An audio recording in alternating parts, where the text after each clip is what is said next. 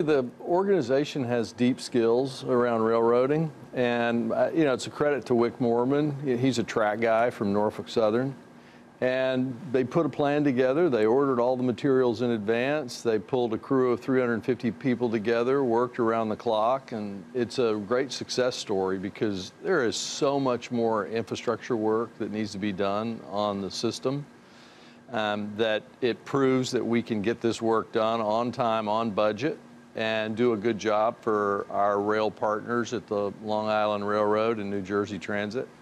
So this is the beginning. We have more work to do in Penn Station upstairs and downstairs, and for that matter, all up and down the Northeast The Northern Corridor, which we talked about is you cover the costs of the Northern Corridor and you actually make money. Amtrak does on the Northern Corridor. And we've had, remember the Transportation Secretary, we had him on, and he said, yeah, all of Amtrak is profitable. That is not the case. And I don't know whether he knew or this was in the last administration, but the Northern Corridor definitely, and I'd much rather go to D.C. I don't care if it takes me 2.5, 3 hours. I'd rather do that than I like riding on trains, you know? Well, it's much more predictable.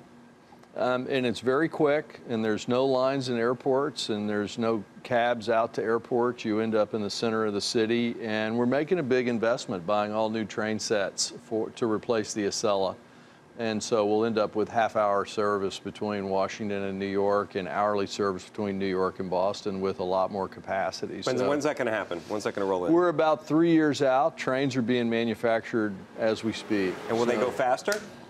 We want them to go faster. A lot of the issues around fast in America have to do with the fact that, unlike Europe, we share the rails with the freights, and the freights run a different railroad than a high-speed rail. I mean, it's got to be much straighter. Is that the problem, or is it that the track is not as straight as it is when we can just take property the way some other countries do? But back to your point, the Northeast Corridor is profitable, covers its cost of capital, and is growing about 2 to 3% a year.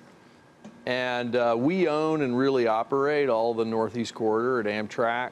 The second piece is long distance. That's really where the losses are. And then the third piece, which is really important, is what I'll call the high density state supported route system, which is a great public service and essentially breaks even.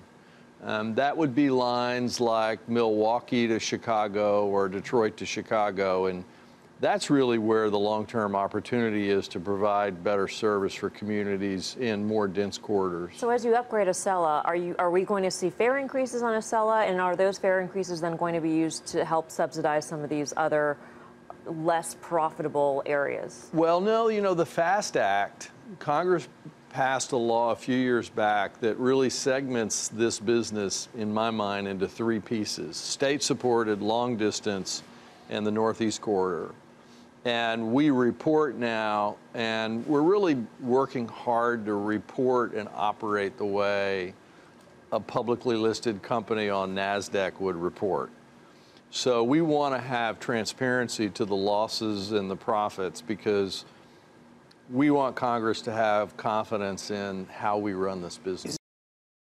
Hey there, thanks for checking out CNBC on YouTube. Be sure to subscribe to stay up to date on all of the day's biggest stories. You can also click on any of the videos around me to watch the latest from CNBC. Thanks for watching.